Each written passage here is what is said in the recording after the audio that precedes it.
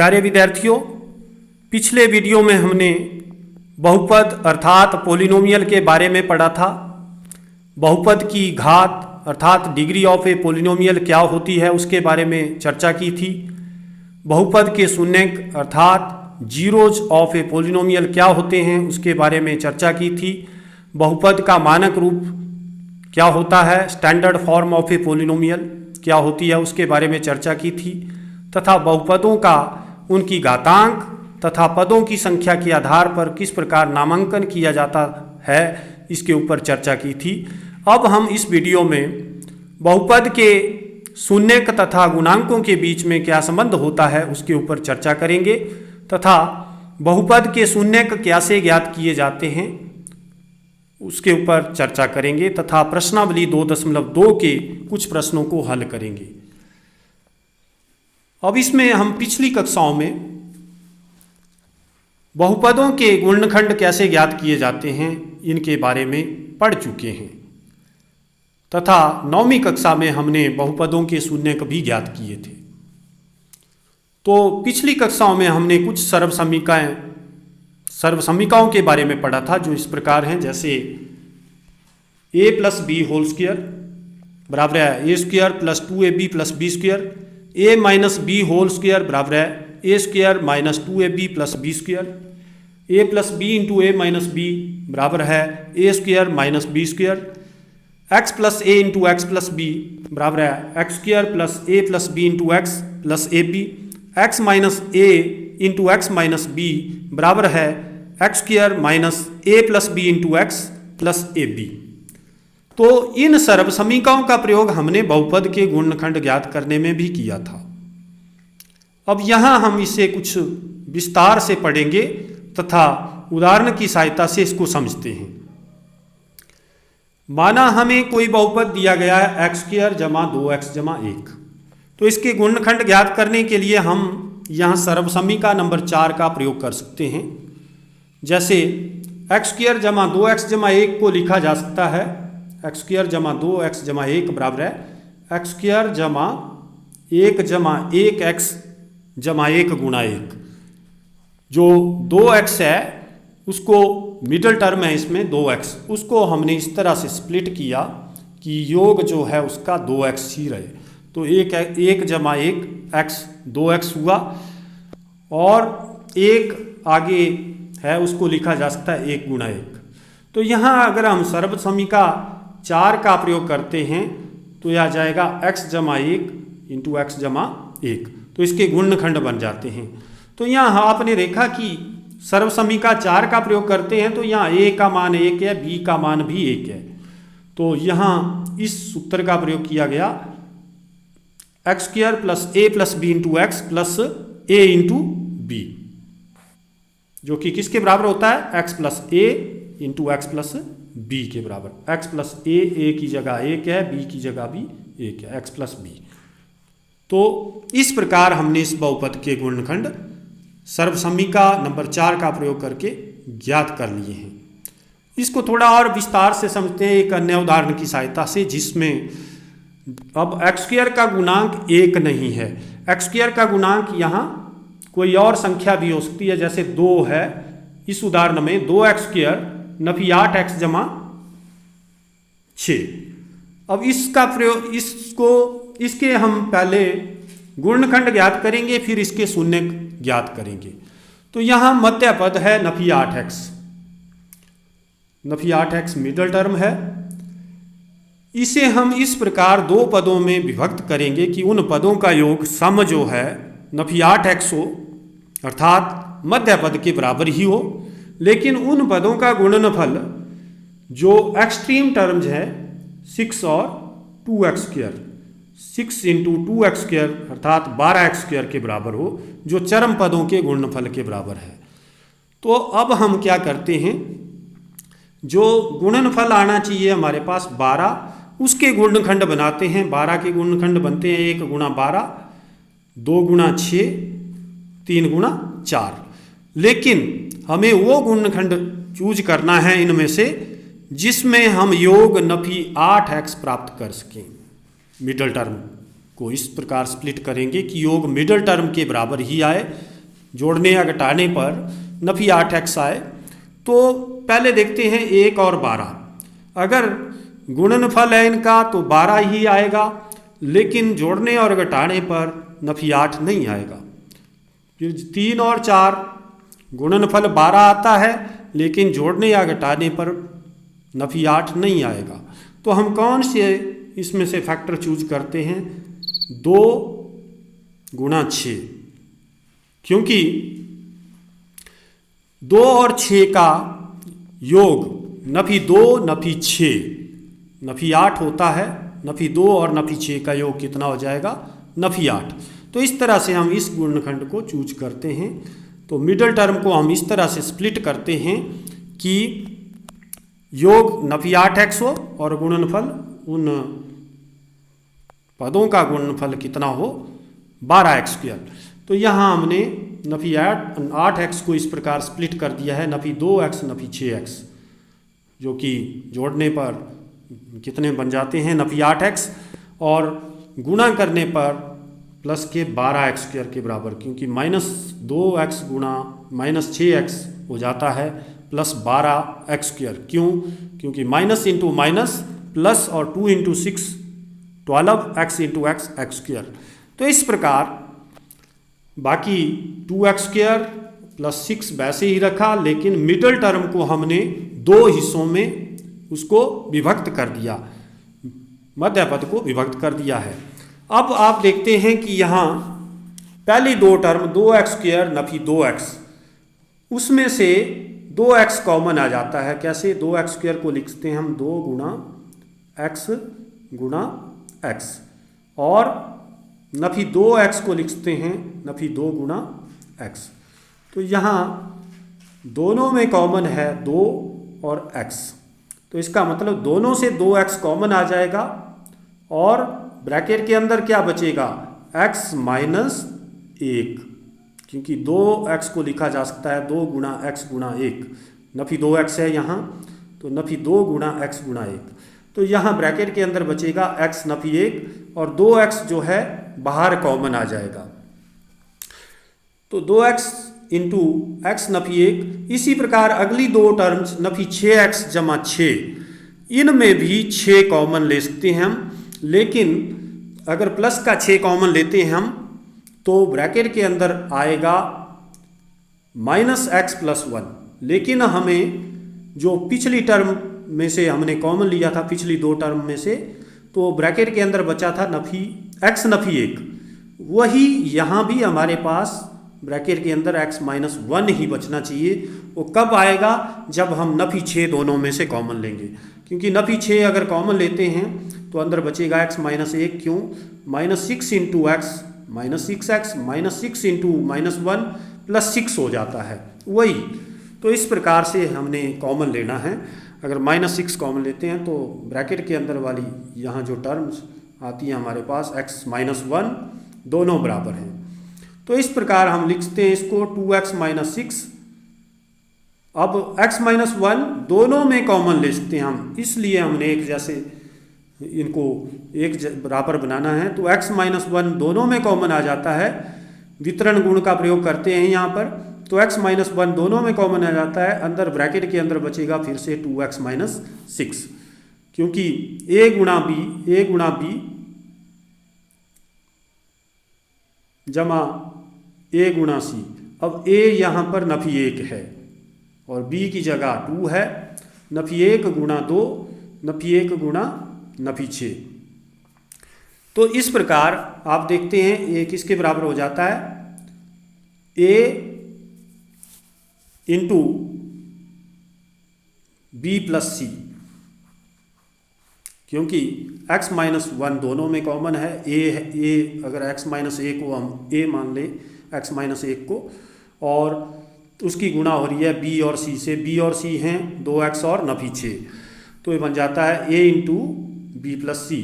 लेकिन यहाँ c की जगह -6 है, तो 2x नफी 6 इंटू x जमा 1। तो अब आप देख रहे हैं 2x माइनस 6 में से 2 दोबारा कॉमन आ जाता है, 2 into x minus 3। 2x minus 6 जब ब्रैकेट खोलेंगे तो वही आएगा, क्योंकि 2 से बड़ी संख्या 2 है, जिससे 2x माइनस 6 2x को भी और -6 को भी दोनों को भाग हो जाता है। इस प्रकार हम इसके गुणनखंड प्राप्त करते हैं 2 into x minus 3 into x minus 1। अब हम इन गुणनखंडों से इस बहुपद के शून्यक ज्ञात कर सकते हैं। कैसे? अब हम क्या करते हैं, इसके शून्यक ज्ञात करने के लिए हमें पता है किसी बहुपद px के शून्यक x के वे मान होते हैं जिनके लिए px बराबर है 0 प्राप्त हो। क्योंकि बहुपद अगर x में है तो x के वे मान होंगे जिनके लिए px जो है पोलिनोमियल px जो है 0 के बराबर आ जाए। तो पोलिनोमियल बहुपद जो px था वो था 2 into x minus 3 into x minus 1, जो कि 2x² माइनस 8x प्लस 6 के बराबर था, जिसको हमने गुणनखंड करके 2 into x minus 3 into x minus 1 के बराबर प्राप्त किया था। तो ये 0 के बराबर रखते हैं अगर हम, तो यहाँ से x के मान हम ज्ञात कर सकते हैं। लेकिन यहाँ 2 बराबर नहीं है 0 के, क्योंकि लेफ्ट हैंड साइड और राइट हैंड साइड दोनों बराबर हैं। तो इसका मतलब इन तीनों में से कोई एक 0 होगा। तीनों का गुणनफल यहाँ पर दिया गया है, तीनों में से एक टर्म एक गुणनखंड 0 होगा, तभी राइट हैंड साइड के बराबर आएगा। क्योंकि 2 यहाँ 0 के बराबर नहीं है, इसका अर्थ ये हुआ कि x नफी 3 0 के बराबर है या x नफी 1 0 के बराबर है। इसलिए x बराबर है 3 या x बराबर है 1। क्योंकि नफी 3 को दूसरे पक्ष में ले जाते हैं हो जाएगा प्लस, नफी 1 को भी दूसरे पक्ष में ले जाते हैं तो प्लस 1 बन जाएगा, 0 प्लस 1 जो कि 1। या ऐसे भी देख सकते हैं कि x बराबर है 3 है, 3 नफी 3 बराबर है 0, 1 नफी 1 बराबर है 0। अतः बहुपद के शून्यक 1,3 हैं। तो इस प्रकार हमने बहुपद के शून्यक भी ज्ञात कर लिए। किसी बहुपद के शून्यकों और गुणांकों में संबंध अब कैसे ज्ञात करेंगे? यदि किसी बहुपद के शून्यक हमें ज्ञात हैं, द्विघात बहुपद के शून्यक हैं, 2 शून्यक होंगे, द्विघात बहुपद है, तो ये हमने पिछले वीडियो में सीखा था। रैखिक बहुपद का केवल 1 शून्यक होता है, द्विघात बहुपद में 2 शून्यक होंगे। तो अगर अल्फा और बीटा द्विघात बहुपद के शून्यक हैं ax² plus bx plus c के, इस बहुपद के शून्यक हैं जहां a बराबर नहीं है 0 के, तो x नफी अल्फा और x नफी बीटा क्या होंगे? px के गुणनखंड होते हैं। यह हम 9th क्लास में भी पढ़ चुके हैं कि अगर किसी बहुपद के शून्यक अल्फा और बीटा हैं तो x माइनस अल्फा और x माइनस बीटा उस बहुपद के गुणनखंड होंगे। अगर ऐसा है तो हम इसको लिखते हैं ax² plus bx plus c बराबर है k into x minus alpha into x minus beta. ये k क्या है? जैसे पिछले उदाहरण में हमने 2 कॉमन लिया था बाहर, उसी प्रकार k भी एक स्थिर है, जिसको k अचर है, इसमें कांस्टेंट है। और x माइनस अल्फा और x माइनस बीटा तो इसके गुणनखंड हैं ही। तो इस प्रकार हम ax² जमा bx जमा c को लिखते हैं k इंटू यहाँ x minus alpha into x minus beta, ये हो जाएगा x² minus alpha plus beta into x plus alpha beta. ये फॉर्मूला लगाया हमने, सर्वसमीका नंबर 4 का प्रयोग किया है। तो ax² जमा bx जमा c बराबर है k into x² k into minus alpha beta k minus k alpha beta. k से सभी टर्म्स को ब्रैकेट के अंदर गुणा कर रहे हैं और लास्ट में जमा k अल्फा बीटा आ जाएगा। तो यहाँ आप देख रहे हैं कि ax² किसके बराबर होगा? x² के गुणांक दोनों पक्षों में बराबर होंगे kx² के बराबर। तो इसका अर्थ हुआ x² का गुणांक a है, यहाँ k है, तो a और k आपस में बराबर होंगे। ये हम आगे कंपैरिजन करते हैं x² के गुणांकों का, x के गुणांकों का और अचर पद का। तो हम देखते हैं जब दोनों पक्षों में हम इनका अचर पदों का, x² के गुणांक का और x का हम कंपैरिजन करते हैं, तुलना करते हैं, तो a का मान यहाँ से k के बराबर आता है और b का मान minus k into alpha plus beta के बराबर आ जाता है और c का मान k अल्फा बीटा के बराबर होगा। तो इस प्रकार a बराबर है k, b बराबर है minus k into alpha plus beta, c बराबर है k अल्फा बीटा। तो यहाँ से हम अल्फा प्लस बीटा अर्थात शून्यकों का योग प्राप्त कर सकते हैं। किसके बराबर? नफी के को दूसरे पक्ष में ले जाते हैं, वहाँ जाके भाग करेगा, ये बन जाएगा b बटा नफी के।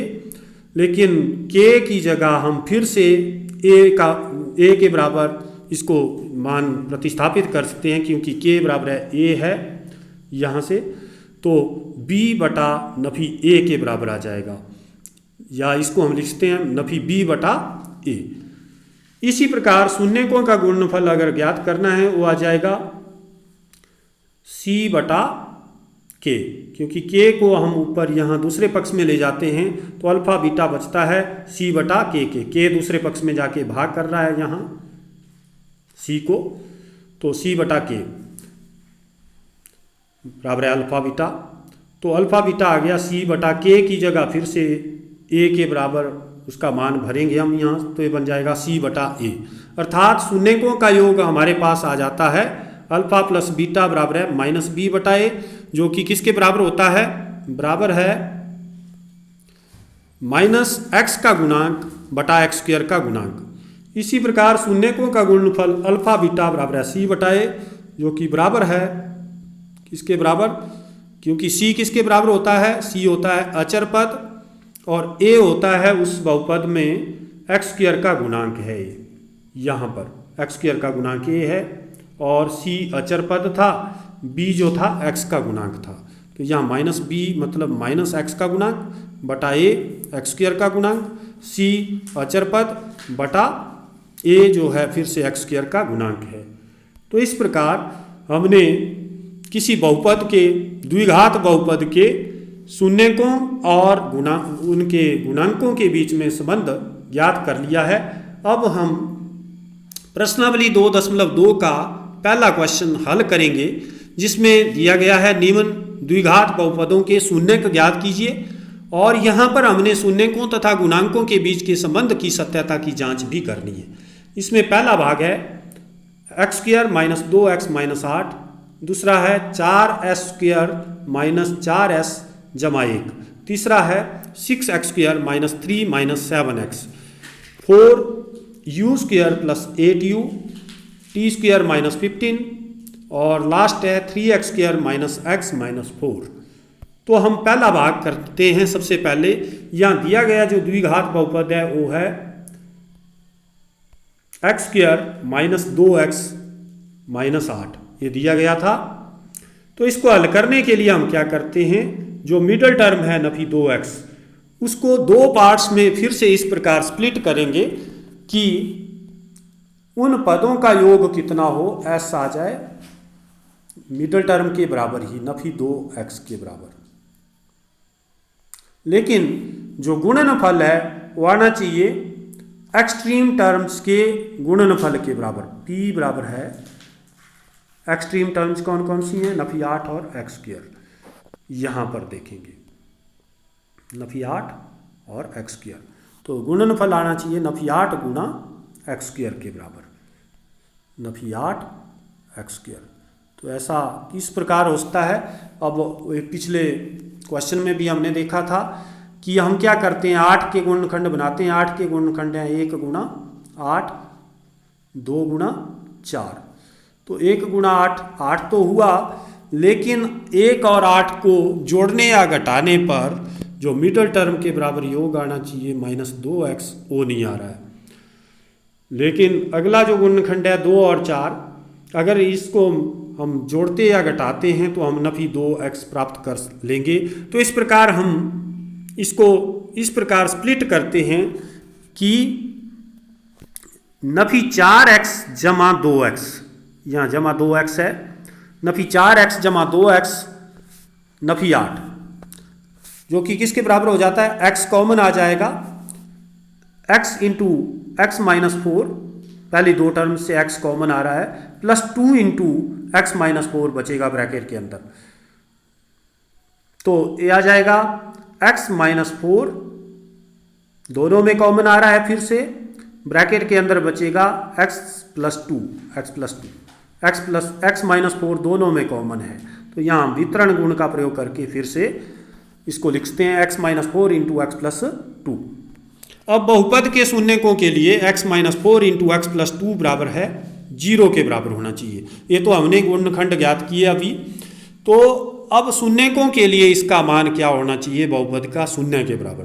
तो x माइनस, इसका मतलब हुआ x माइनस 4 बराबर है जीरो के बराबर होगा, या x जमा 2 जीरो के बराबर होगा, तभी ये टर्म इनका गुणनफल भी जीरो के बराबर तभी होगा। अर्थात k बराबर है 4 या x बराबर है 4 या x बराबर है नफी 2 होगा। अतः बहुपद x square Nafi 2x Nafi 8 के शून्य 4 नफी 2 आगे।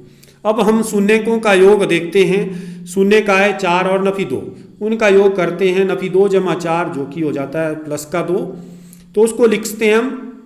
2 को कैसे लिखा जा सकता है? Minus of minus 2, minus into minus plus ही हो जाएगा। फिर से 2/1 प्लस 2/1 2 के बराबर, मतलब ये और ये दोनों एक बराबर हैं। लेकिन एक लिखने का तरीका हमने इसको इस प्रकार भी लिख सकते हैं, माइनस इंटू, इसलिए क्योंकि माइनस b/a के बराबर आएगा। b का मान वहाँ पर कितना था? b का मान था नफी 2, क्योंकि x का गुणांक नफी 2 है। तो नफी 2 जो कि b के बराबर है और माइनस बाहर है, तो माइनस b/a के बराबर आ जाता है, जो कि माइनस x का गुणांक बटा x स्क्वायर का गुणांक है। अब शून्यकों का गुणनफल देखते हैं। शून्यकों का गुणनफल है अल्फा बीटा, अल्फा गुणा बीटा, जो कि 4 गुणा नफी 2, नफी 2 गुणा 4 जो कि नफी 8 हुआ। अब नफी 8 को लिखते हैं Nafi 8/1।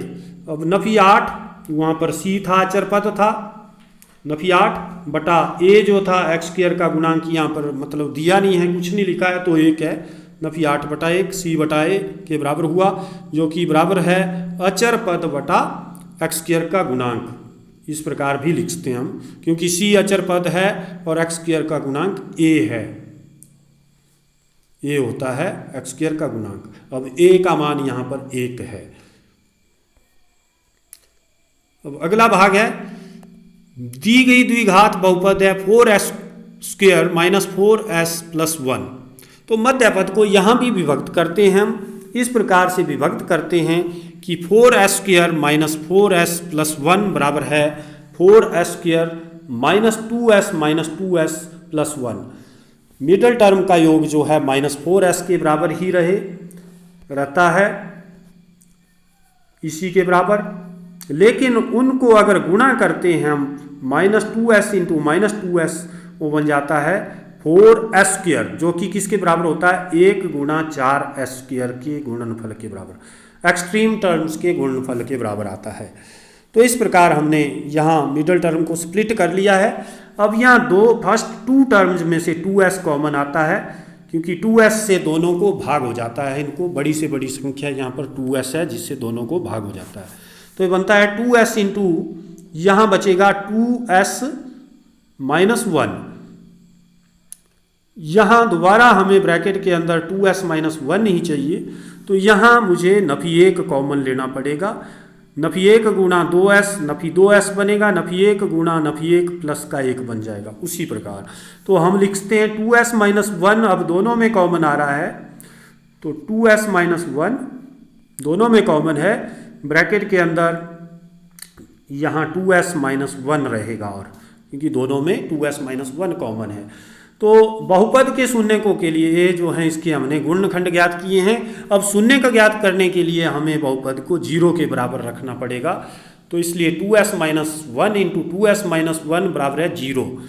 This imply 2s minus 1 बराबर है 0 या 2s माइनस 1 बराबर है 0।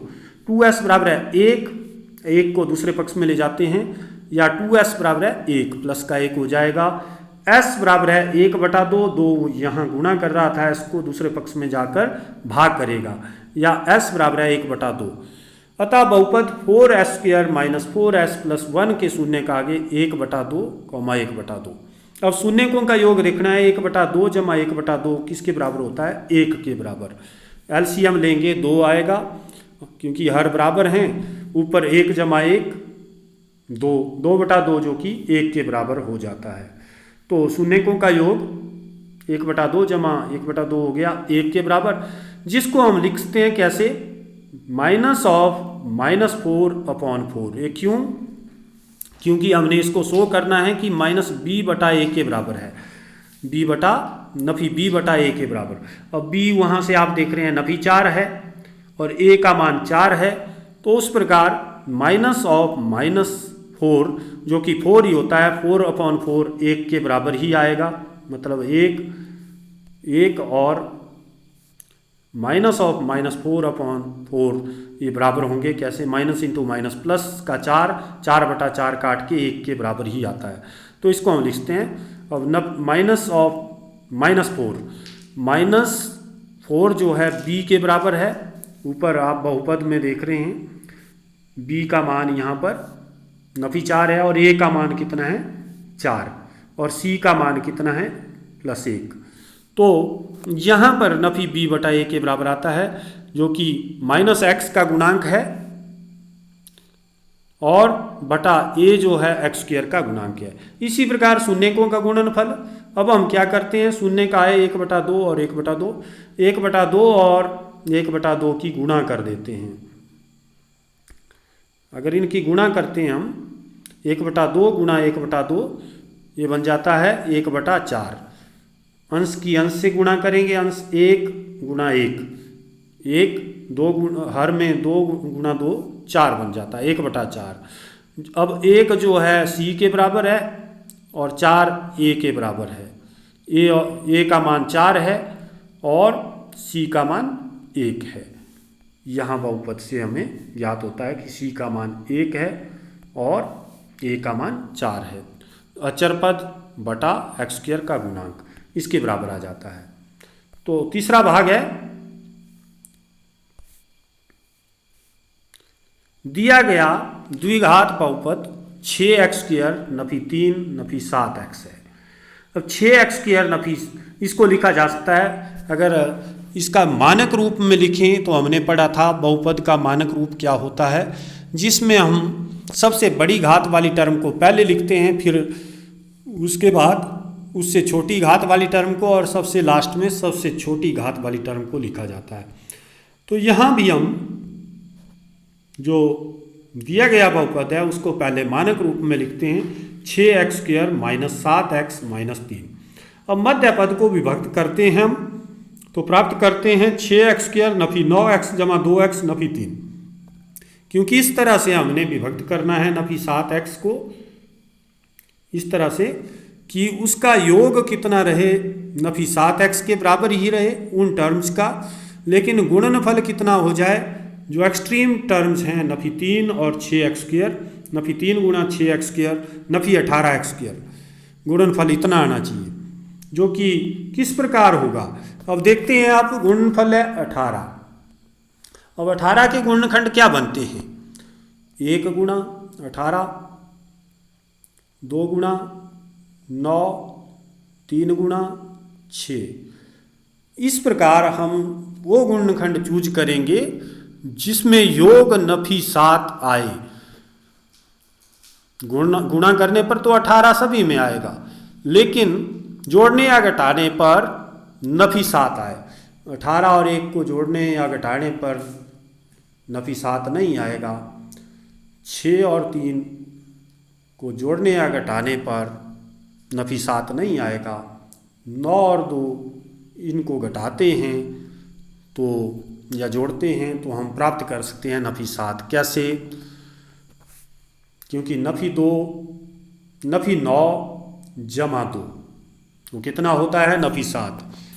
अगर यहाँ +7 प्राप्त करना होता तो +9 नफी 2 चाहिए था हमें। क्यों, नफी 9 जमा 2 नफी 7 के बराबर होता है और 9 नफी 2 +7 के बराबर होता है। तो हम इस प्रकार इनका योग करेंगे कि नफी 7 प्राप्त हो। तो हम मिडल टर्म को इस प्रकार स्प्लिट कर रहे हैं कि नफी 9x जमा 2x, जो कि नफी 7x थी मिडल टर्म। अब मिडल टर्म जो है नफी 7x है, नफी 3 नहीं है। पहले हमने इसको मानक रूप में लिखना है। अब नफी 7x के हमने इस प्रकार 2 टुकड़े कर दिए कि नफी 9x जमा 2x जो कि जोड़ने पर आता है नफी 7x, गुणा करने पर नफी 9 गुणा 2 हो जाता है नफी 18, उसी के बराबर हमें प्राप्त करना है। तो यहाँ पहली दो टर्म से आप देखते हैं 3 से दोनों को भाग हो जाता है, साथ में x की छोटी घात भी कॉमन आ जाएगी। 3x इंटू 2x माइनस 3 बचेगा, 3x into 2x 3 into 2 6, x into x x square, 3x into minus 3 into 3 9, minus का साइन है, plus into minus minus minus 9x भी है साथ में, 3x इंटू माइनस 3 बन गया माइनस 9x। अब यहाँ दोनों से क्या कॉमन आया कि ब्रैकेट के अंदर यहाँ जो आया है वही फिर से ब्रैकेट के अंदर बचे। तो यहाँ भी कुछ कॉमन आएगा, जब कुछ नहीं दिख रहा है आपको तो एक तो कॉमन आ सकता है, क्योंकि एक से इसकी गुणा हो रही है पूरी टर्म की, एक से गुणा कर सकते हैं हम इसको, ताकि 2x नफी 3 आ जाए ब्रैकेट के अंदर। फिर से हम इस 2x नफी 3 को दोनों से कॉमन ले सकें बाहर, और अंदर बचेगा 3x प्लस 1। तो इस प्रकार बहुपद के शून्यकों के लिए 2x माइनस 3 और 3x प्लस 1, ये जो गुणनखंड आए इसको हम 0 के बराबर लिखते हैं बहुपद को शून्य को ज्ञात करने के लिए। तो 2x माइनस 3 इक्वल टू 0 या 3x प्लस 1 इक्वल टू 0। अब इन दोनों में से एक कोई 0 होगा तभी ये 0 के बराबर आएगा, क्योंकि दो संख्याओं का गुणनफल 0 तब ही होगा या तो उनमें से एक 0 है या दोनों ही 0 के बराबर हों। तो या तो ये 0 होगी या ये 0 होगी। This imply 2x is equal to 3, मतलब 3 को दूसरे पक्ष में ले जाते हैं तो प्लस 3 हो जाएगा, और 3x इक्वल टू माइनस 1 हो जाएगा दूसरे पक्ष में जाके, क्योंकि यहाँ प्लस हो रहा था। या x बराबर है 3/2, 2 यहाँ x को गुणा कर रहा था, दूसरे पक्ष में जाके भाग करेगा, या x बराबर है नफी 1/3। इसलिए बहुपद 6x square Nafi 3 Nafi 7x के शून्य का आगे 3/2 कॉमा नफी 1/3। अब हम देखते हैं शून्यकों का योग अल्फा प्लस बीटा। अब 3/2 जमा नफी 1/3, जब ब्रैकेट खोलेंगे बनेगा 3/2 नफी 1/3।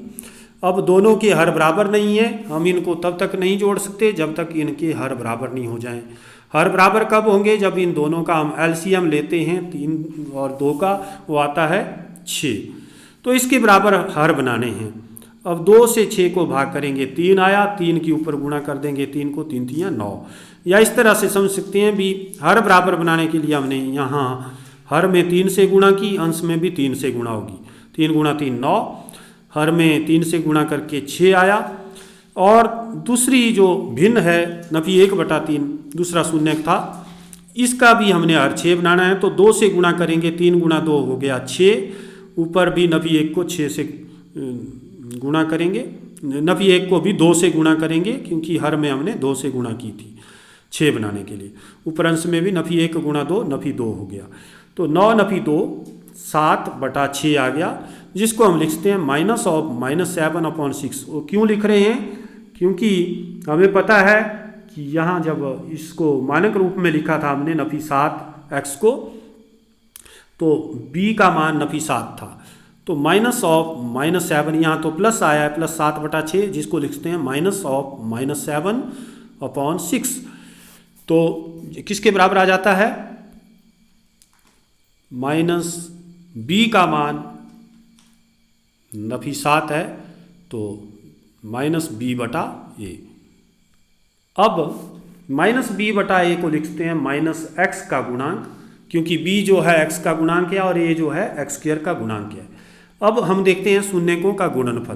पहला शून्य आया था 3/2 और दूसरा आया था नफी 1/3। अब इन दोनों का हमने गुणनफल ज्ञात करना है।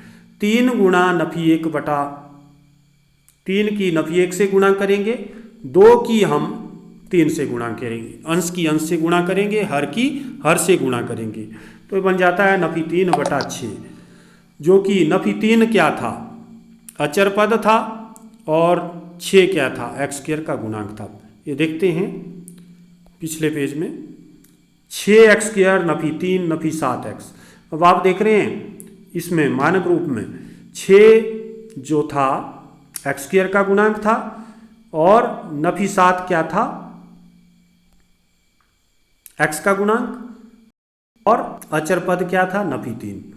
तो इस प्रकार हम देखते हैं कि शून्यकों का गुणनफल जो आया नफी 3/6 अचर पद बटा एक्स स्क्वायर का गुणांक 6 था वही है, या इसको c/a भी लिख सकते हैं, c/a, ये जो है एक्स स्क्वायर का गुणांक है और c अचर पद है। अब हम 4u² जमा 8u या 4u² जमा 8u जमा 0 भी लिख सकते हैं, क्योंकि इसमें अचर पद है नहीं, अचर पद शून्य है। तो हम देखते हैं कि यहाँ तो दो ही टर्म्स हैं, 4u² प्लस 8u। तो इसमें कैसे हम इसको हल करेंगे? मिडिल टर्म को ऐसा है नहीं कि मिडिल टर्म को स्प्लिट करके इसको हल किया जाएगा। हम क्या करते हैं, पहली दो टर्म्स में से ही जो दो टर्म्स हैं उन्हीं में देखते हैं क्या कॉमन आता है। तो आप देखते हैं 4u से दोनों को भाग हो जाता है, 4u² को भी 8u को भी। 4u दोनों में से कॉमन आ जाता है, u की छोटी घात कॉमन आती, दोनों में जो चर है उसकी छोटी घात कॉमन आती है, और जिस संख्या से दोनों को भाग हो जाए, दोनों टर्म्स में 4 से दोनों को भाग होता है तो 4 कॉमन आ जाएगा, साथ में u भी common. 4u into u, 4u² बना, 4u इंटू 2, 4 2 8u। तो अब बहुपद के शून्यकों के लिए ये जो गुणनखंड प्राप्त किए हमने बहुपद के, इसका गुणनखंडन जो है 0 के बराबर होगा, मतलब बहुपद का मान 0 के बराबर रखेंगे तभी हम u का मान ज्ञात कर सकते हैं। अब या तो ये पहला गुणनखंड 0 के बराबर होगा या दूसरा गुणनखंड 0 के बराबर होगा, तभी इसका मान 0 के बराबर होगा। या तो 4u बराबर है 0 के बराबर, या u + 2 = 0, u = 0/4, 4 यहाँ गुणा कर रहा था दूसरे पक्ष में जाकर भाग करेगा, या u बराबर है नफी 2, +2 को दूसरे पक्ष में ले जाते हैं -2 होगा। दिस इम्प्लाइज u = 0 या u = -2। इसलिए बहुपद के शून्य का आगे 0, नफी 2। अब इसमें अगला भाग, पहले हम जांच करते हैं शून्यकों का योग अल्फा प्लस बीटा, जो कि शून्य का आए हैं 0 और -2, उनका योग करते हैं तो वो आता है नफी 2। अब नफी 2 को हम लिखते हैं नफी 8/4, जो कि काट कर नफी 2 ही आएगा। पर लिखने का तरीका इस तरह से लिखेंगे हम इसको, ताकि जो इसमें 8 था u का गुणांक था, मतलब b का मान यहाँ 8 है, a का मान 4 है और c का मान 0 है। तो ये देखना है कि -b/a के बराबर होता है या नहीं। ये हम पढ़ चुके हैं कि शून्यकों का योग जो होता है -b/a के बराबर होता है। तो -b -8/4 जो कि -2 ही होगा शून्यकों का योग। तो -b/a आ गया, -u का गुणांक बटा u² का गुणांक।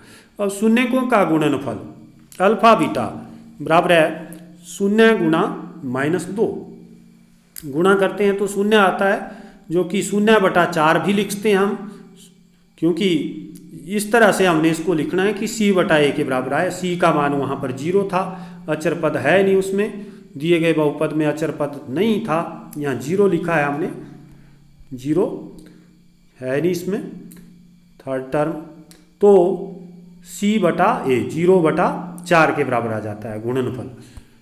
इसलिए हम इसको लिखते हैं अचर पद बटा u² का गुणांक। अब अगला भाग है, दिया गया बहुपद है t² - 15।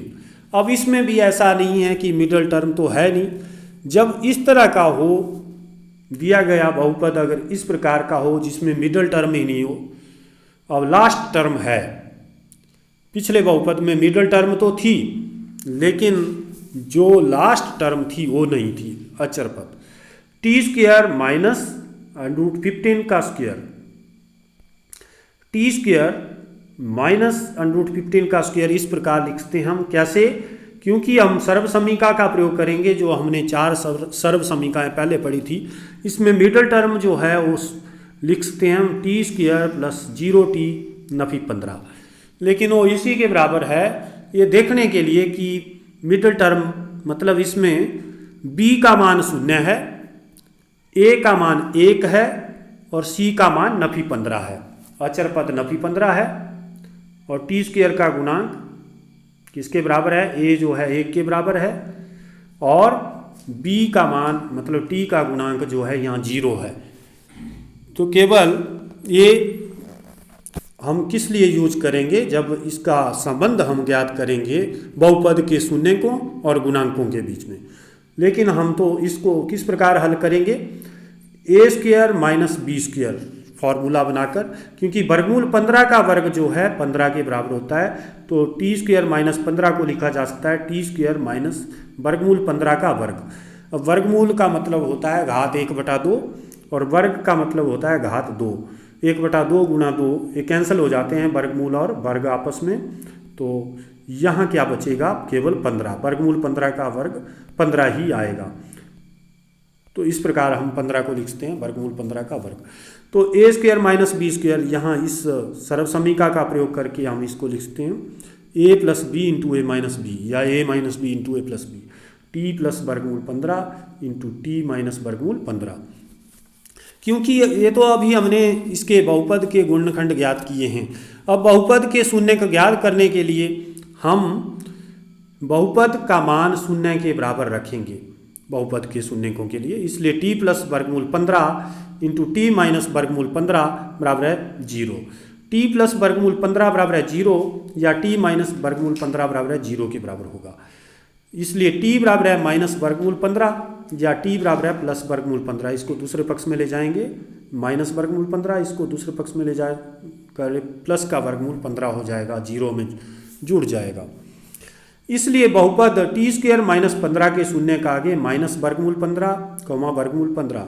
अब शून्यकों का योग आता है अल्फा प्लस बीटा, जो कि किसके बराबर है, माइनस वर्गमूल 15 कौमा वर्गमूल 15 का योग। माइनस वर्गमूल 15 जमा वर्गमूल 15 एक दूसरे को कैंसिल कर जाएंगे, 0 के बराबर।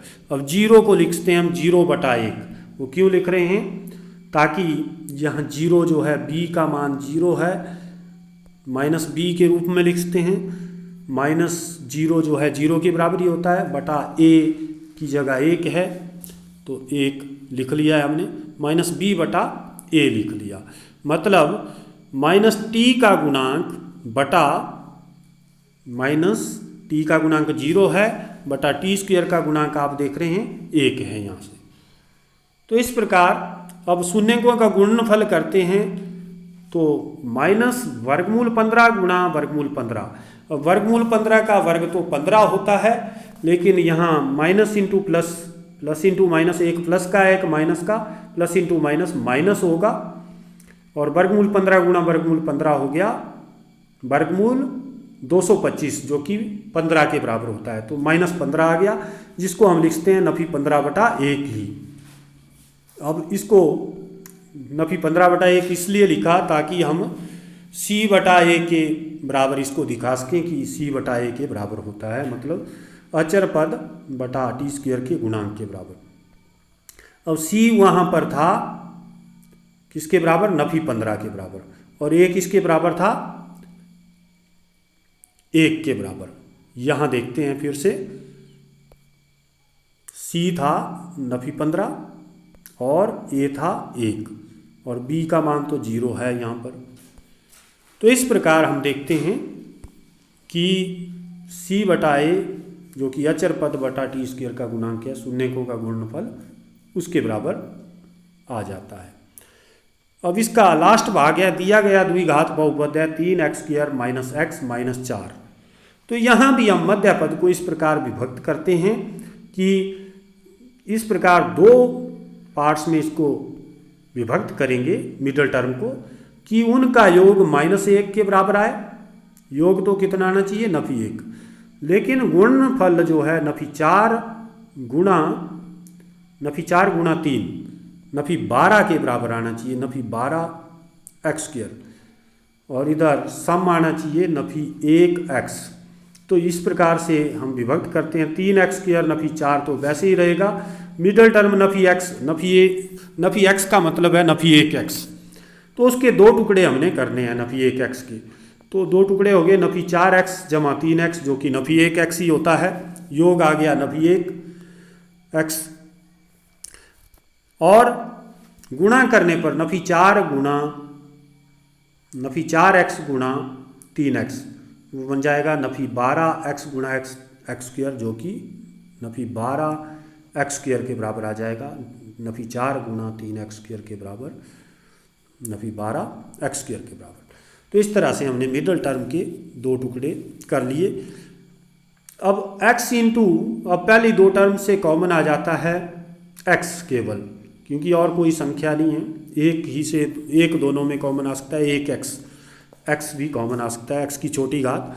तो x इंटू 3x माइनस 4 बचेगा, क्योंकि x into 3x square minus x into 4x minus 4x।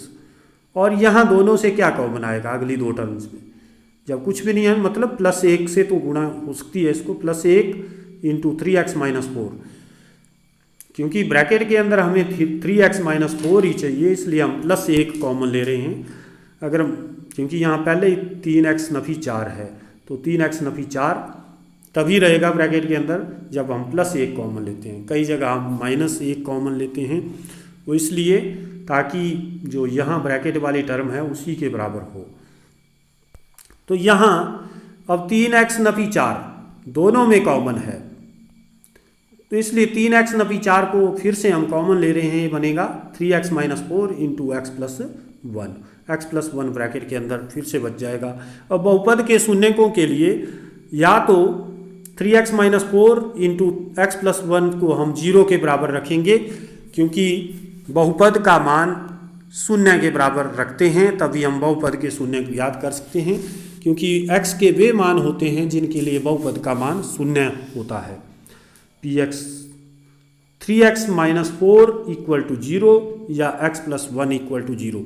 अब इन दोनों में से या तो 3x नफी 4 0 होगा या x जमा 1 0 होगा, तभी ये शून्य के बराबर होगा।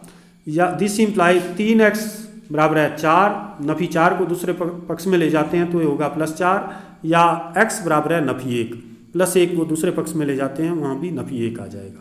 This implies x equal to 4/3 या x इक्वल टू -1, क्योंकि 3 को अब दूसरे पक्ष में ले जाते हैं, यहाँ गुणा कर रहा था x के साथ, दूसरे पक्ष में जाके भाग करेगा, इसलिए बहुपद 3x square Nafi x Nafi 4 के शून्य का आगे 4/3 नफी 1। अब इसके शून्यकों का योग देखना है हमने, 4/3 जमा नफी 1 जो कि हो जाता है 4/3 नफी 1। अब 1 को लिखते हैं क्योंकि 1 का हर 1 है 1/1, लेकिन हर जो है बराबर होने चाहिए दोनों भिन्नों में, तभी हम इनको जोड़ सकते हैं या घटा सकते हैं। यहाँ /3 है, यहाँ /1 है, तो हम 1 को लिखते हैं 3/3 भी, 1/1 या 3/3 लिख लें तो 3/3, फिर हर बराबर हो जाते हैं। एलसीएम दोनों का मतलब 3 आता है, उस प्रकार भी समझ सकते हैं इसको तुल्य भिन्ने बनाकर। तो ये बनता है 4 नफी 3/3, या इसकी हम यहाँ गुणा कर देते हैं डायरेक्ट, तो 4 नफी 3/3 जो कि आ जाता है 1/3, जिसको हम फिर से लिखते हैं -1/3, जो कि कितना बन जाता है -b का मान था नफी 1/3 जो है a का मान है, बहुपद में देखते हैं 3 a का मान है, b का मान नफी 1 है, यहाँ x के साथ गुणांक लिखा है, नफी मतलब नफी 1 है वहाँ, तो नफी 1/3 -1/3 उसके बराबर आ जाता है। तो -x का गुणांक बटा x स्क्वायर का गुणांक, और गुणा करते हैं शून्यकों को, तो 4/3 गुणा नफी 1 जो बन जाता है नफी 4/3, जो कि c/a के बराबर है, क्योंकि a का मान वहाँ पर 3 है और c का मान नफी 4 है, c का मान नफी 4 और a का मान 3, नफी 4/3, इसलिए ये आ जाता है c जो है अचर पद बटा a जो है x स्क्वायर का गुणांक है यहाँ पर।